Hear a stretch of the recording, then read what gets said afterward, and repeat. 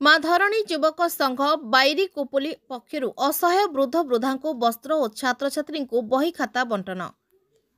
असहाय वृद्ध वृद्धा को वस्त्र और छात्र छात्री को बही खाता बंटन कले बाईरी कोपोली माँ धरणी युवक संघ। हाँ आज्ञा, नियारा ढंगरे गणतंत्र दिवस को पालन कले बाईरी कोपोली माँ धरणी युवक संघर कर्मकर्ता। कलाहांडी जिला लांजीगढ़ ब्लॉक छत्रपुर पंचायत स्थित बाईरी कोपोली माँ धरणी युवक संघ तरफ हर्ष उल्लासर सह ग्राम परिसर में 76तम साधारणतंत्र दिवस पालन करने समेत गाँवर समस्त गरीब असहाय वृद्ध वृद्धा को शीत वस्त्र और स्कूल छात्र छात्री को मधुवर्ण बोध बही खाता पेंसिल बंटन करथिले। संघर सभापति रघु माझी तत्वावधान में अनुष्ठित कार्यक्रम में स्थानीय स्कूल प्रधान शिक्षक नित्यानंद सामल मुख्य अतिथि भाव जोगदे जातीय पताका उत्तोलन करथिले। छात्र छात्री नितिन माझी, बादल माझी, अंजलि माझी, भूमिसुता हरिजन जातीय संगीत गान करथिले।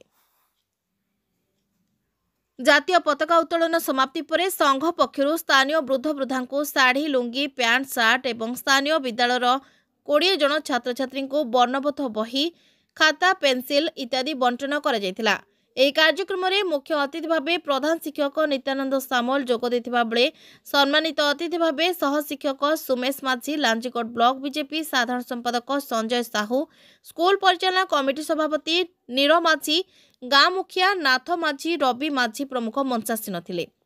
एथिरे संघर संपादक सत्य माझी, उपसभापति थबीर हरिजन, विश्वमित्र माझी, दिलीप हरिजन, जगा माझी, पवित्र माझी समेत माँ धरणी संघर समस्त सदस्य प्रमुख विशेष सहयोग करथिबा बेले मधुसूदन बाग मंच परिचालना करथिले।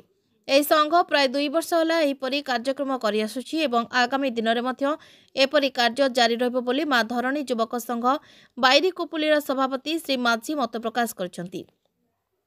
संघर एपरि महत्व कार्य पई समस्त वृद्ध वृद्धा छात्र छात्री मनरे खुशीर लहरी खेली जाइथिबा बेले लांजीगढ़ ब्लॉक तथा पारिपार्श्विक अंचल रे बेस प्रशंसार सुଅ छुटुछि।